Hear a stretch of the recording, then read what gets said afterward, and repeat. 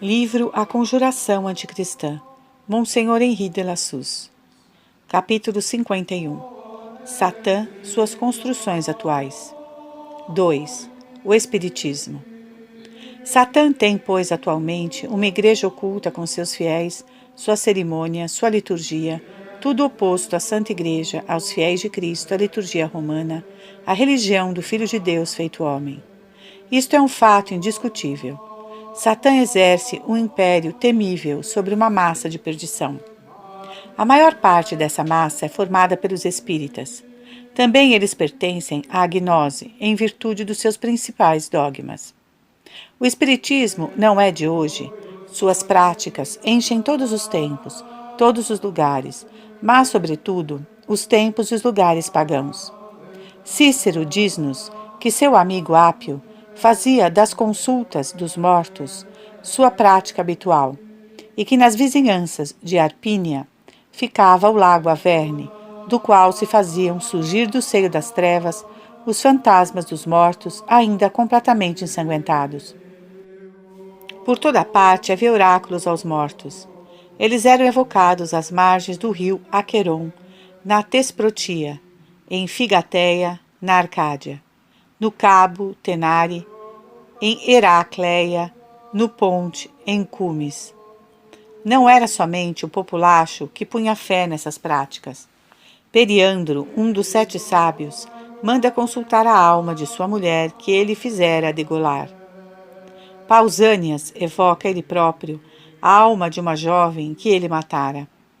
Os magistrados de Esparta fazem evocar também dos necromantes de Tassália a alma desse mesmo Pausânias.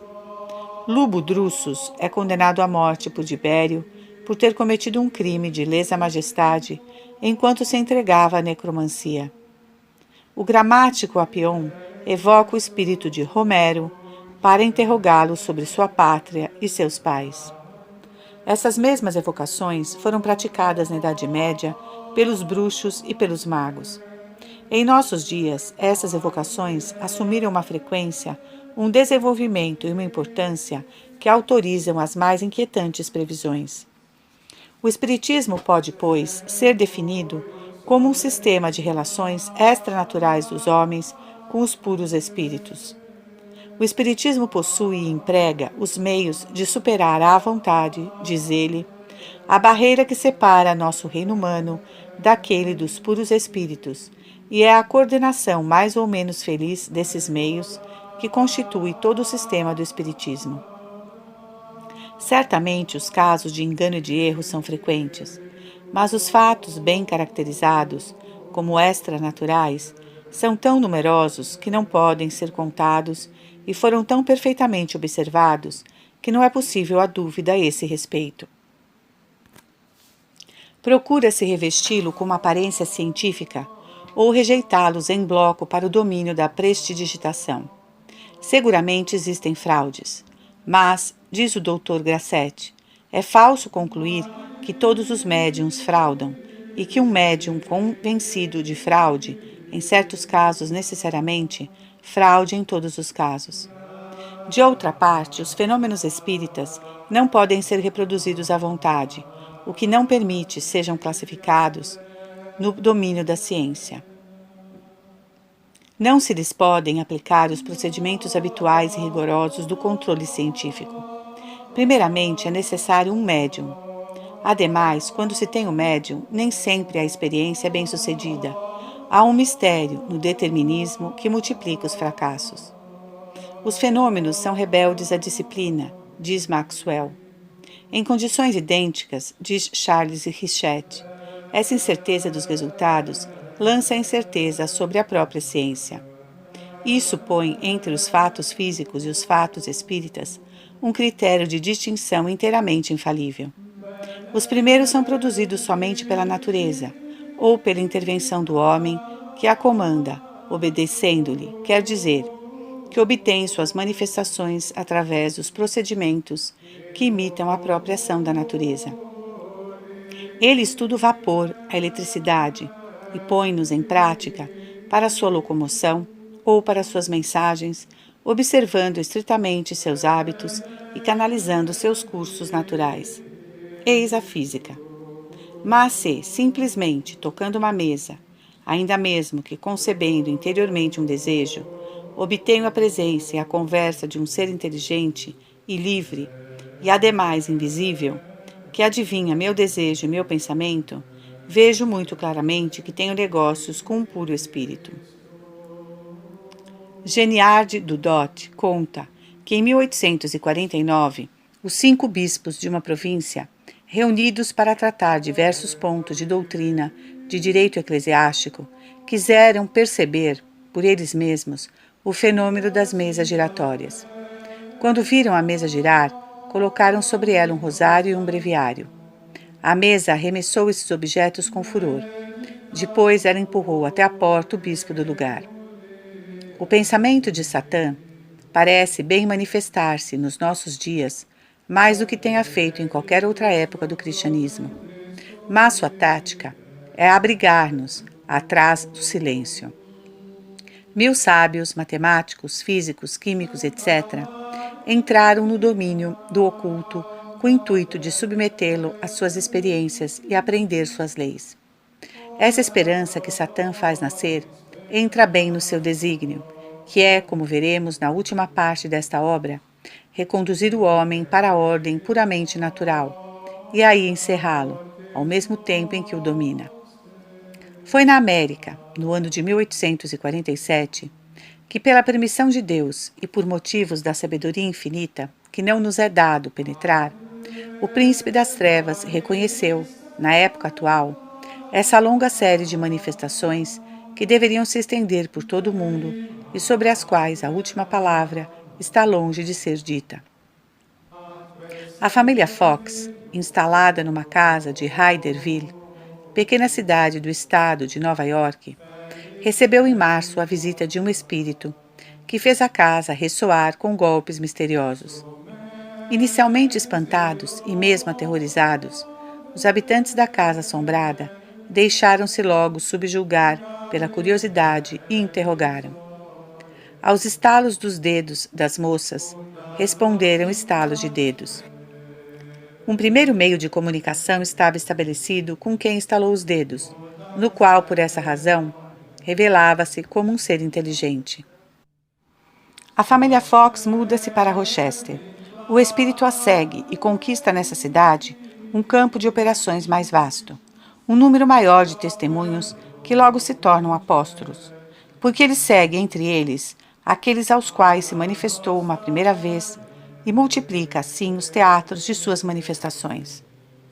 Não precisamos contar aqui as diferentes formas que essas manifestações adotam, nem os diferentes meios de comunicação e de conversa que os espíritos sugeriram sucessivamente aos que se punham em comunicação com eles. Queremos apenas seguir o espiritismo na sua extensão.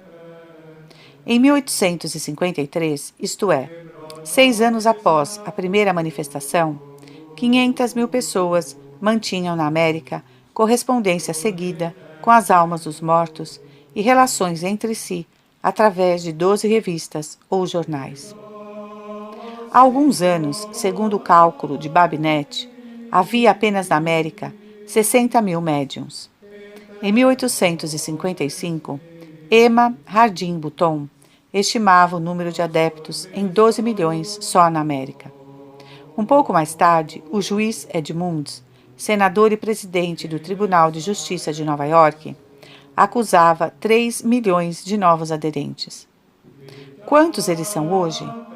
Não seria exagerado calcular, a partir de 1870, o número de espíritas em 20 milhões. O que faz a extraordinária aceitação do espiritismo, observa Jules Boas, é a sua taumaturgia próxima, popular. Tudo se torna simples. Deus para todos, segundo a dose de cada um. Deus democrata. Os espíritas têm congressos internacionais. Eles foram realizados em Bruxelas em 1884, em Barcelona em 1886, em Paris em 1889. Em 1889, centenário da Revolução, o Congresso reuniu-se no Grande Oriente, nova prova das relações secretas entre a franco-maçonaria, os judeus talmúdicos e Satã. O Congresso do Centenário contava 500 membros. Para o Congresso de 1900, foram convidados, por um padre Júlio, todos os católicos dos dois mundos, padres e leigos, que não podem permanecer alheios à renovação científica que conduz a humanidade rumo ao fim glorioso que lhe mostrou o Divino Mestre. O Congresso, diz Durvaille, realizou suas sessões no Palácio dos Agricultores da França, em meio a uma afluência considerável de magnetizadores, espíritas, herméticos, teósofos e espiritualistas independentes, vindos aqui na qualidade de delegados de sociedades ou de grupos de todas as partes do mundo, das quais eram representantes.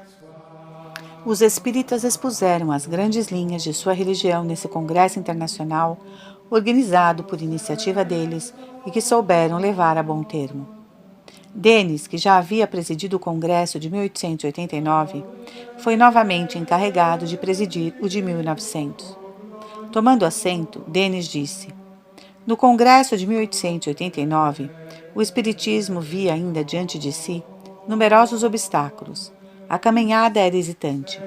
Hoje o número de adeptos multiplicou-se.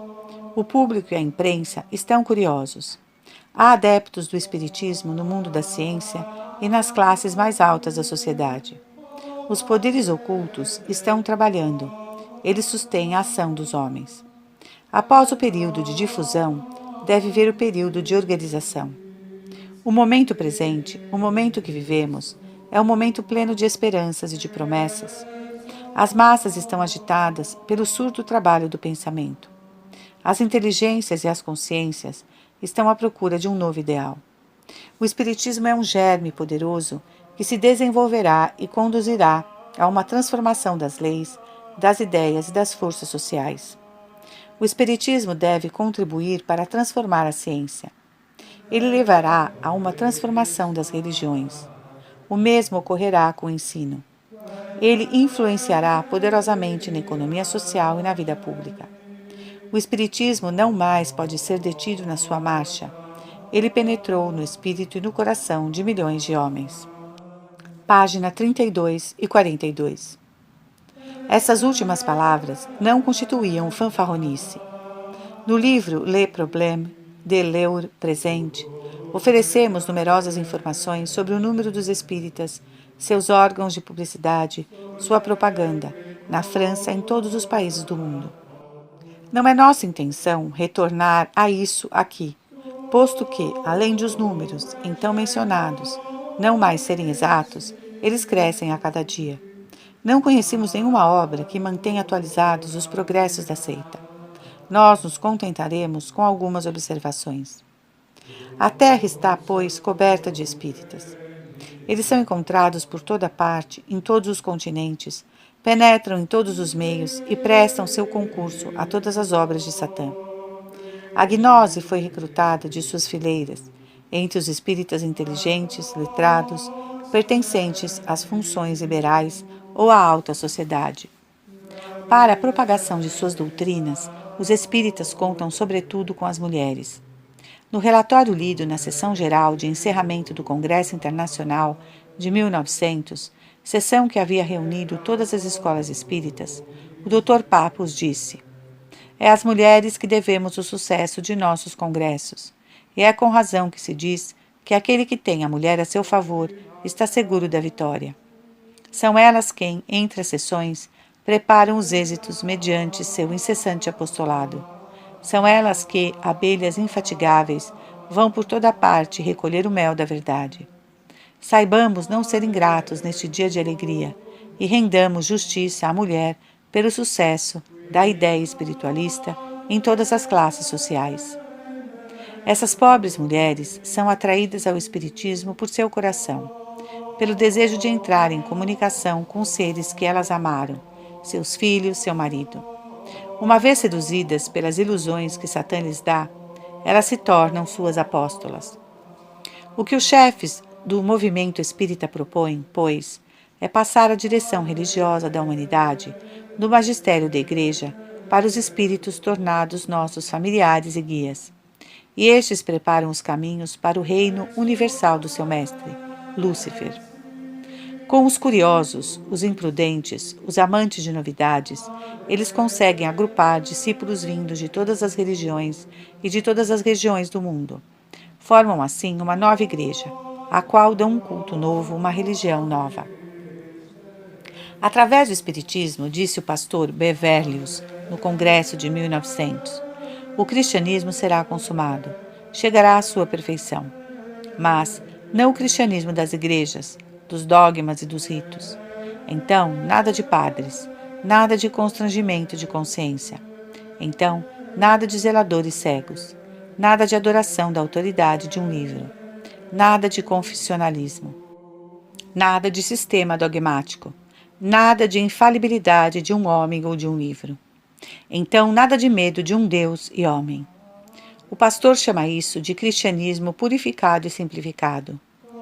O programa dessa nova religião compreende duas partes: a obra de destruição e a obra de edificação. Primeiro, destruição da Igreja Católica e aniquilamento da fé em Jesus Cristo. Revolução social através da anarquia que levantará os proletários contra as classes superiores. Derrubada dos ídolos, quer dizer, dos falsos deuses, as três pessoas da Santíssima Trindade, dos reis e de toda a aristocracia, nobreza, clero, proprietários. Segundo, edificação de um culto fundado sobre a verdade e a razão, ao qual será dado o nome de cristianismo, Christian Science. A associação espírita chamada Christian Science foi fundada em Boston, em 1879, pela senhorita Eddy, que por essa razão é chamada a mãe da ciência cristã. Da América, ela se espalhou por todos os lugares. 33 anos após a sua fundação, ela contava 600 mil cientistas. Eles têm um templo em Paris, na rua Pasquier. Sua igreja metropolitana para a Europa fica em Londres. Por toda parte, eles estabelecem igrejas, ou pelo menos locais de serviços religiosos. O almanaque de Nova York, o Words, para 1897, indicava 123 igrejas e 131 locais de serviços. No ano seguinte, o Christian Science Journal computava 250 igrejas e 127 locais de serviços. Assim, num ano, 123 novas igrejas tinham sido erguidas. Em 1905, a Christian Science possuía 908 igrejas, ou sociedades nos Estados Unidos, Canadá, México, Filipinas, França, Inglaterra, Noruega, Suíça, Itália, Índia, China e outros lugares. A igreja-mãe fica em Boston e conta 34 mil membros. A mãe do cientismo conta que, em menos de 50 anos, a Christian Science será a fé religiosa dominante no mundo. O nome de cristã dado a uma seita que se propõe primeiramente destruir a religião de nosso Senhor Jesus Cristo parece bastante surpreendente, mas as explicações dão a entender que o Cristo da ciência cristã não é diferente do Espírito Universal ou do grande agente mágico, em outros termos, Lúcifer. A ciência cristã é, pois, propriamente a religião de Satã, para a qual todas as evocações espíritas devem tender. Dr. Gibar, no seu livro Les Choses de l'Autre Monde, conta que numa sessão na casa de Nus, a mesa disse: a nova religião transformará as abóbodas do velho mundo católico, já abaladas pelos golpes do protestantismo, da filosofia e da ciência. Essa transformação é a substituição do reino de nosso Senhor Jesus Cristo pelo reino de Satã. É aí que vem desaguar o imenso trabalho da dissolução religiosa, cujos múltiplos agentes são expostos neste livro. O trabalho que se está realizando, diz um outro espírita, é o prelúdio de uma renovação filosófica e moral que abarcará o globo inteiro. Assim como Monsenhor Merrick verificou, os espíritos evocados fazem os maiores esforços para dar aos espíritos do mundo inteiro esta palavra de união: ódio à Igreja Católica, a eterna inimiga que é preciso destruir. Com isso, Satã imprime naqueles que se fazem dele seu caráter, o caráter da besta, como diz o apóstolo São João. Quando se lêem as revistas e as obras dos chefes do mundo espírita, fica-se chocado com a extrema violência dos sentimentos de cólera e de ódio que manifestam contra o dogma católico e contra a Igreja, contra o clero e contra o papado. Eles procuram engajar seus discípulos numa campanha violenta contra o catolicismo. Não cansam de dizer: o catolicismo acabou, o catolicismo está morto. Eles não se contentam mais em propagar as ideias que lhes foram inculcadas pelos demônios. Eles querem destruir o catolicismo e substituí-lo pelo espiritismo na consciência humana e na sociedade. Numa palavra, fundar uma nova religião. Um dos médiuns mais considerados, em razão de sua situação social e da cultura do seu espírito, a princesa Mary Karadja, filha de um senador sueco, publicou 2 livros, Fenômenos Espíritas e Considerações Espiritualistas, e o Evangelho da Esperança. Ela diz que o Espiritismo deve substituir as diferentes espiritualidades e a religião substituir as diferentes religiões. Ela exprime assim seu pensamento. A humanidade é como um imenso edifício em que cada religião é representada por uma janela, grande ou pequena, através da qual penetra o mesmo sol. Os homens que se encontram nesse edifício se repartem junto às diferentes janelas e brigam entre si, pretendendo que uma forneça mais luz que a outra. E cada qual afirma que a verdadeira luz não pode entrar senão pela janela na qual ela se encontra. É missão do Espiritismo derrubar toda a parte que separa diferentes janelas, derrubar todas as paredes. Quantas vezes ouvimos essa palavra sair de todas as associações que Satã emprega para derrubar a Igreja de Jesus Cristo e edificar seu templo sobre suas ruínas. 2 coisas estão por fazer, disse o Espírito, que revelou a Allan Kardec a missão que ele lhe dava: demolir e construir. Quantos demolidores vimos em atividade no curso deste estudo? Quer se ouçam ou não se ouçam nos diferentes pontos do canteiro de obras de demolição em que cada qual está colocado, eles obedecem ao mesmo Senhor. Um general que se assina A. publicou faz alguns anos na Revue Scientifique et Morale du Spiritisme uma comunicação reproduzida pela Revue du Monde Invisible, edição de maio de 1902. Foi dito que os espíritos evocados são os arquitetos do edifício do futuro e que eles deixam aos operários o cuidado de estabelecer-lhe as pesadas fundações. Esses operários são todos aqueles que vimos em atividade no curso deste estudo, judeus e franco-maçons, e também é preciso dizê-lo claramente, esses cristãos e esses católicos modernistas que trabalham para abater as barreiras dogmáticas. Todos esses que atacam a fé católica, queiram ou não queiram, fazem parte do exército do mal, trabalhando sob as ordens de Satã para restabelecer seu império derrubado pela cruz e fundar seu templo, sua igreja, que ele pretende universal, efetivamente católica. Satã triunfará? Conseguirá erguer templos em todos os pontos do universo e fazer-se aí adorar por todos os homens? Verão os judeus logo o Messias temporal, que pedem com seus desejos há 2 ou 3 mil anos, render-se, enfim, às suas orações e dar-lhes o império sobre todo o reino humano? Conseguirão os franco-maçons fazer passar o nível igualitário sobre todas as cabeças e sobre todas as consciências? Poderão realizar seu sonho de paz universal pela supressão de todos os dogmas que levantam fronteiras no mundo das almas e pela desnaturação de todas as nacionalidades que estabelecem outras fronteiras entre os interesses temporais? Eis a questão que se coloca no ponto do estudo a que chegamos. Não há certamente problema de interesse mais pungente. Pode-se acrescentar que não existe problema mais perturbador para quem considera o que já foi feito na ordem das ideias e mesmo na ordem dos fatos. Ele se torna angustiante quando o espírito se eleva na contemplação da marcha do mundo na época em que estamos e da velocidade acelerada que tomam os acontecimentos. A resposta não pode ser dada com segurança. Ela depende dos conselhos da sabedoria divina e também da conduta da liberdade humana, coisas que nos são desconhecidas, que podemos apenas imaginar. No entanto, é possível conjecturar. Mas, para fazê-lo com coerência e com a esperança de alcançar uma solução plausível, é necessário considerar as coisas, não diríamos de um ponto mais alto, mas de muito alto. Nosso estudo sobre o antagonismo entre a civilização cristã e a civilização moderna levou-nos a afirmar que o demônio representa um papel nesse contexto.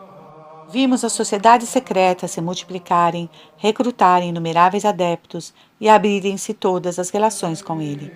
Vimos as sociedades mais ocultas dominarem e dirigirem a franco-maçonaria, e a franco-maçonaria governar os estados e dar o impulso a todo o movimento modernista.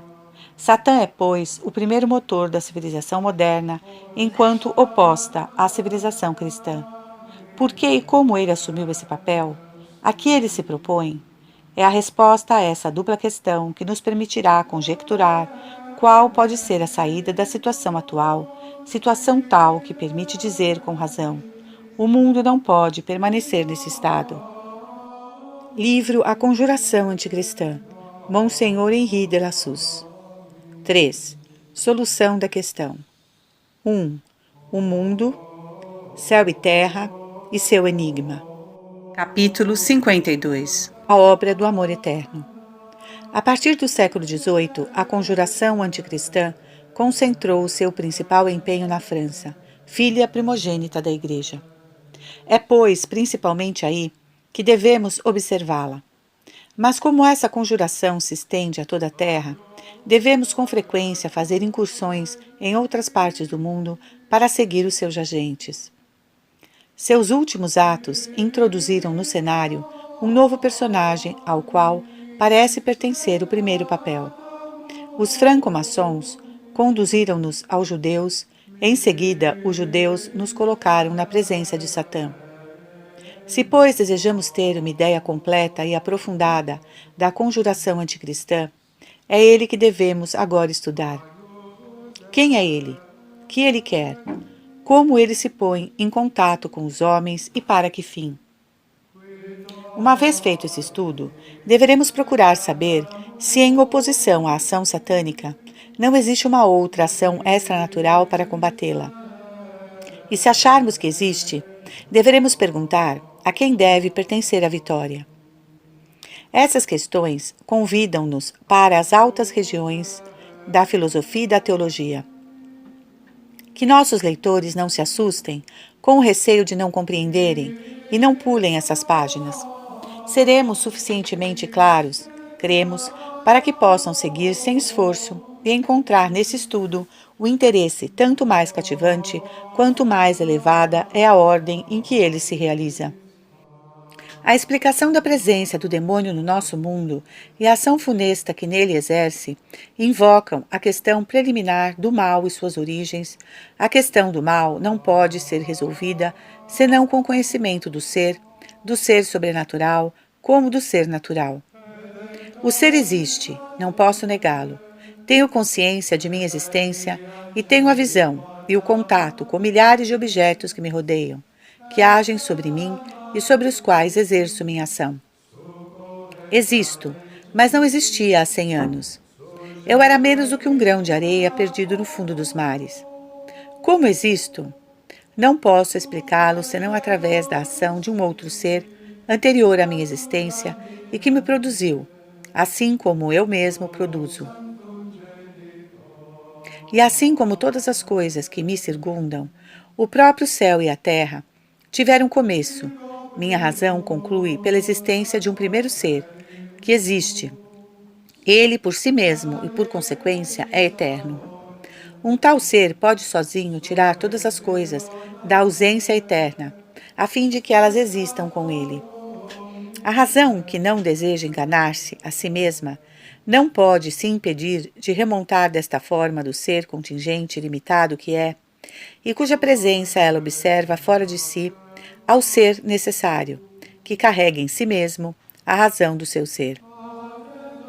Existindo em si mesmo, tendo em si o princípio do ser, Ele pode ser a fonte eterna. Porque quis ele que com ele existíssemos? Não podemos oferecer outras razões que não estas. Ele quis ver imagens da sua essência, porque é isso que somos. Ele quis transbordar as ideias que nele existe e transmitir sua felicidade. Bonum est diffusivum sui, disse São Tomás de Aquino depois de Aristóteles. O bem encontra prazer em se difundir, sua natureza é de se dar. Consequentemente, o bem infinito, o ser infinito, tem um desejo infinito de se comunicar. O apóstolo São João, inspirado por Deus, deu dele essa definição. Deus é amor. Deus caritas est.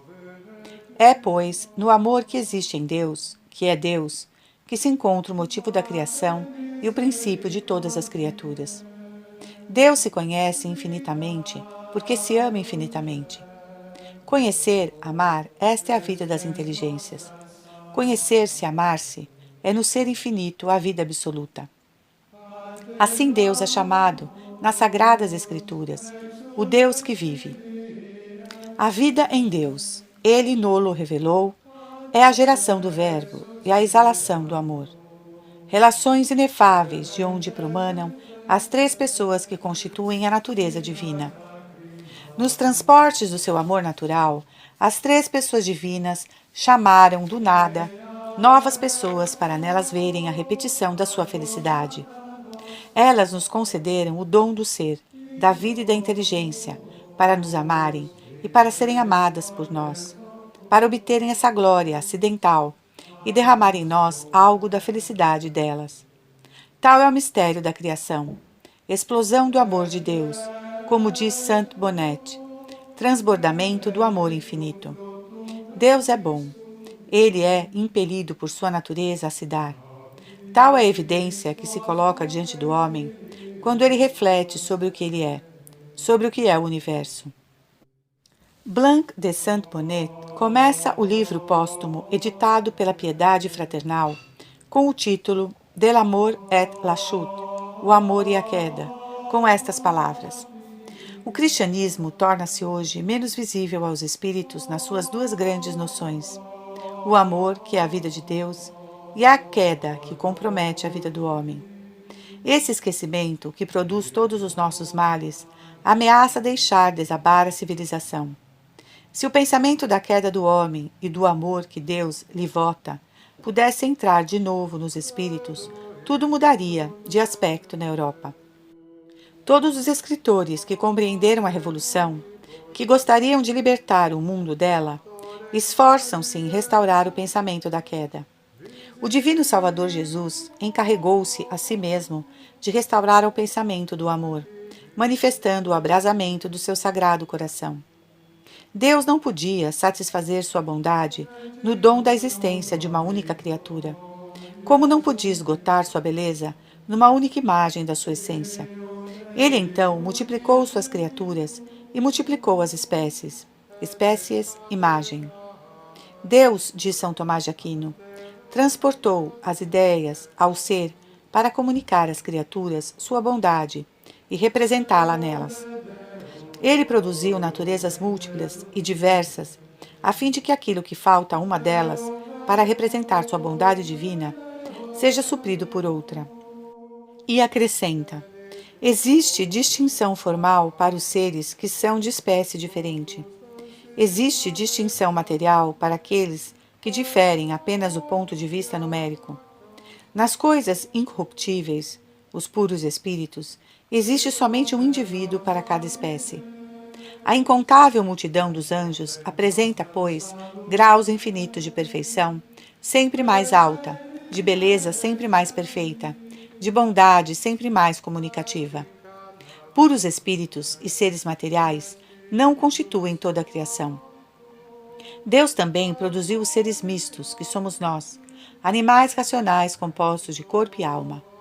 O conjunto desses seres forma o mundo. Aquele que vive eternamente, diz a Sagrada Escritura, criou tudo ao mesmo tempo. Os seres animados não puderam aparecer senão quando a matéria chegou ao ponto de poder prestar-se à formação dos seus corpos. Eles existiram inicialmente apenas no princípio de suas espécies, que se desenvolveu em indivíduos através de sucessivas gerações. Assim nasceu o mundo. O mundo foi feito por ele, diz São João. Colocando no singular a expressão o mundo, o apóstolo assinala que existe apenas um mundo, quer dizer, que não se encontra na criação nenhuma parte que seja estranha às outras. Mas nessa unidade, que multiplicidade e que diversidade! Falando apenas dos anjos, Daniel exclama: 1000 milhares o servem, e uma miríade de miríades o assiste, o Senhor dos Exércitos. O Senhor de toda hierarquia, das diversas ordens de seres. Comentando essa palavra, diz São Tomás: os anjos formam uma multidão que ultrapassa toda a multidão material. Ele se apoia sobre o que o São Denis, o Areopagita, diz no capítulo 14 da hierarquia celeste. São numerosas as bem-aventuradas falanges dos espíritos celestes. Elas ultrapassam a medida ínfima e restrita dos nossos números materiais. Ora, formando uma espécie única para si, cada um desses espíritos reflete, por assim dizer, um ponto do infinito, constitui uma imagem diferente da perfeição divina, um resplendor especial da divina bondade. Que imaginação poderia representar o esplendor crescente desses espelhos da divindade que, partindo dos confins do mundo humano, vão, subindo sempre em grupos graduados, até o trono do Eterno? Quem poderia ir em pensamento de um para o outro, até que está no cume dessa hierarquia e recebe a primeira e a mais resplandecente irradiação da glória de Deus? Ó abismo inesgotável da sabedoria e da ciência de Deus! Exclama São Paulo. Dele, por ele e para ele são todas as coisas. A ele a glória por toda a eternidade. Mas eis o que é mais aflitivo para o nosso espírito e mais comovente para o nosso coração. O amor não encontrou o apaziguamento na criação, por inefável que fosse o dom do ser e a vida no ser, e a inteligência na vida. Após ter feito das criaturas imagens de sua perfeição, Deus quis fazer das criaturas suas amigas e para tanto elevá-las até Ele. Não nos admiremos, Deus é amor. A sua caridade desce como uma torrente que derruba todos os obstáculos, os que vêm do infinito como os que vêm da natureza do finito. Aqui reside o mistério dos mistérios do amor. Esse dom de Deus para nós, elevando-nos até Ele para nos amar e ser amado por nós. Como dar a esse respeito, já não digo o conhecimento adequado, mas uma ideia suficiente para nos convidar ao abandono amoroso da nossa alma ao amigo divino? Como Deus se dá a nós? Como o possuímos? Com que amor somos chamados a amá-lo? Digamos inicialmente com São Tomás que Deus está em todas as suas criaturas, como a causa está no seu efeito. Ele, causa primeira, a causa inicial e a causa persistente, a causa criadora e a causa conservadora de tudo quanto existe. Ele está, ademais, em suas criaturas, através da sua essência, quer dizer, através da ideia que cada uma delas realiza. Ele está, enfim, através do seu poder, que depois de a ter criado, as mantém no ser que ele lhes deu e constitui o primeiro princípio da atividade delas. Nas inteligências, Deus está, ou pelo menos pode estar, de um outro modo, como o objeto conhecido naquele que conhece e o objeto amado naquele que ama. Mas isso não constitui um modo especial de presença, distinta do modo geral. Concedendo à criatura racional que o conheça e o ame, Deus não faz senão movê-la para o seu fim, segundo pede sua natureza, como ele faz com as outras criaturas. Um modo de presença verdadeiramente especial seria aquele que produzisse um efeito de uma ordem externa, acima da ordem natural. Ora, esse modo existe. Deus, no seu amor infinito, inventou-o, criou-o e revelou-nos sua existência. Digamos no que consiste. O uso normal da razão faz-nos chegar ao conhecimento de Deus, e esse conhecimento produz em nós o amor. É um conhecimento abstrato, através do raciocínio, da visão dos seres e de sua contingência. Esse conhecimento faz-nos desejar um outro conhecimento, a visão direta do próprio Ser Supremo. Como explicamos nas primeiras páginas deste livro, essa visão não é naturalmente possível a nenhuma criatura que existe ou venha a existir. Mas concebemo-la possível se na natureza criada Deus vier enxertar, por assim dizer, uma participação da natureza divina. Participando desta natureza, o homem, o anjo, poderiam produzir atos nela, ver a Deus e amar a Deus, como Deus se vê e se ama. Deus dignou-se informar-nos de que seu amor chegou a este ponto. Pelo dom da graça santificante, ele nos tornou partícipes da natureza divina. Deus, por Jesus Cristo, nosso Senhor, diz o apóstolo São Pedro, concedeu-nos os maiores e mais preciosos dons que nos havia prometido. Por eles tornou-nos participantes da sua natureza divina. Qual é a obra própria da natureza divina? É engendrar o Verbo e emanar o amor. Essa obra é tão absoluta que seus resultados são as pessoas, o Pai, o Filho e o Espírito Santo. Se verdadeiramente tornamo-nos participantes da natureza divina, essa participação, que é a graça santificante, deve trazer para a nossa alma como que um eco da geração do Verbo e da processão do Espírito Santo. Que isso é, e será assim, é coisa ainda afirmada.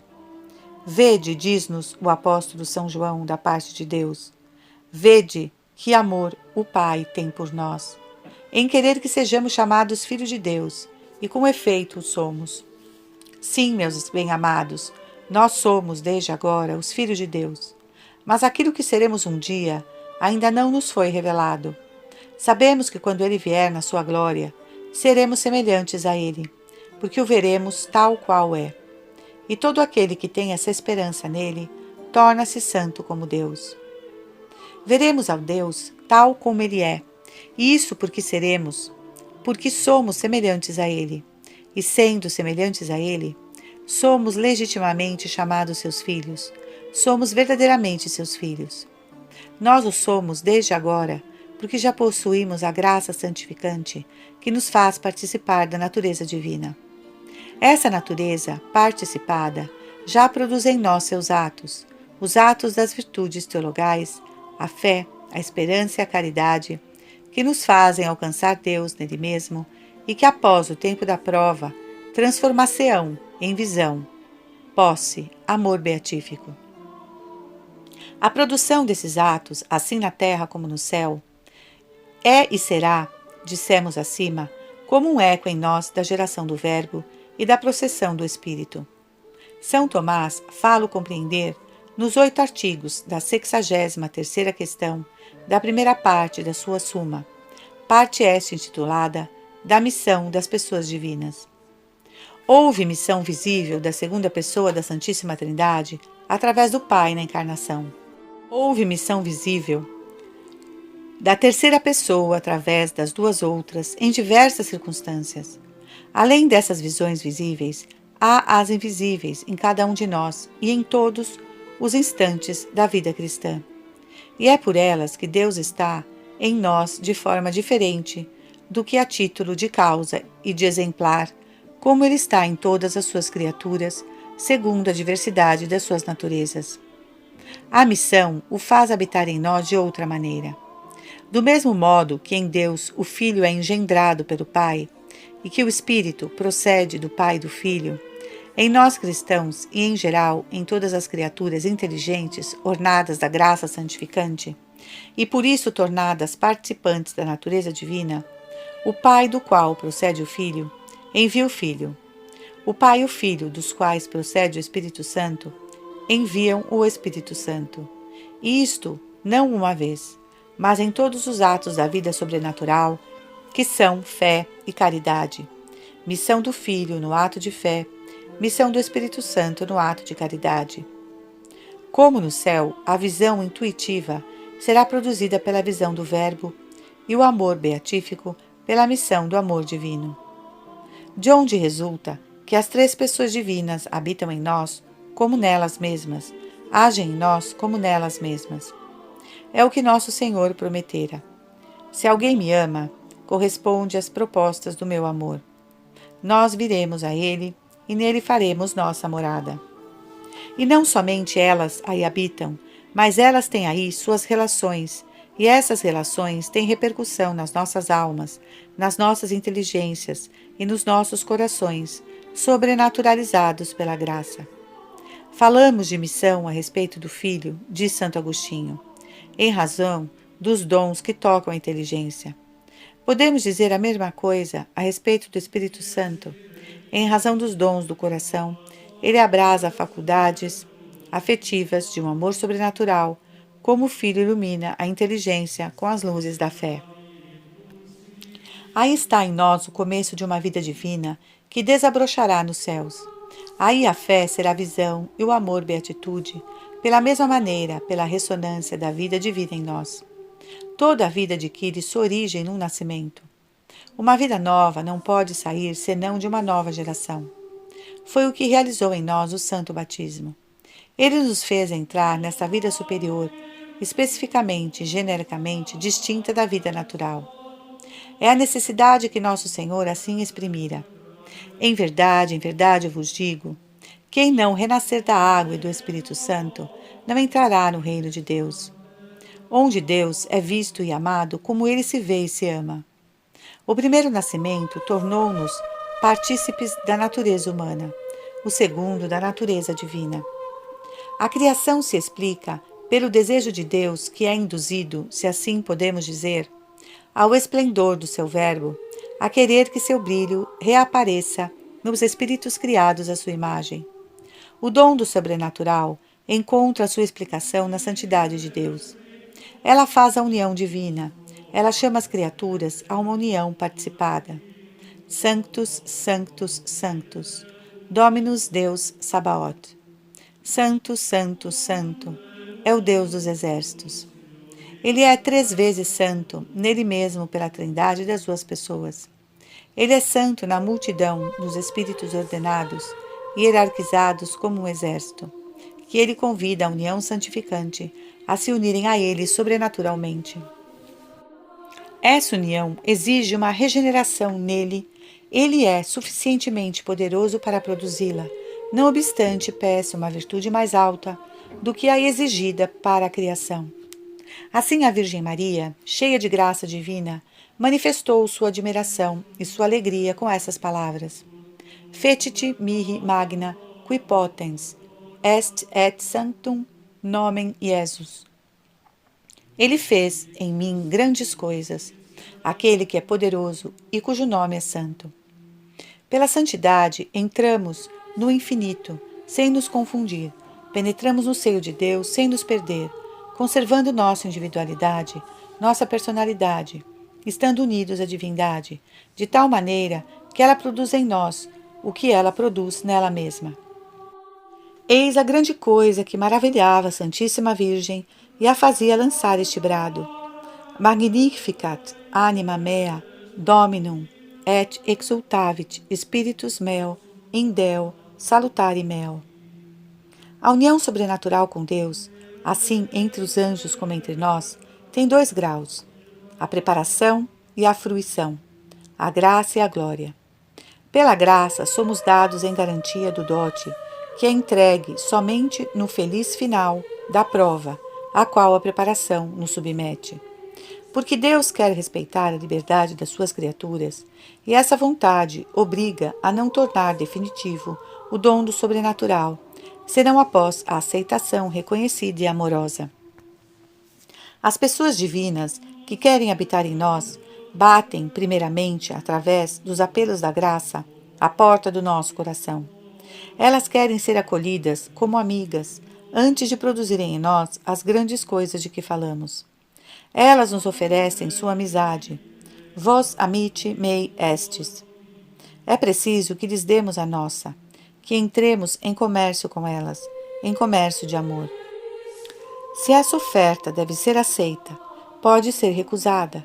Recusa que seria uma ofensa, e uma ofensa de uma culpabilidade infinita, o limite da injúria, tratando-se de Deus.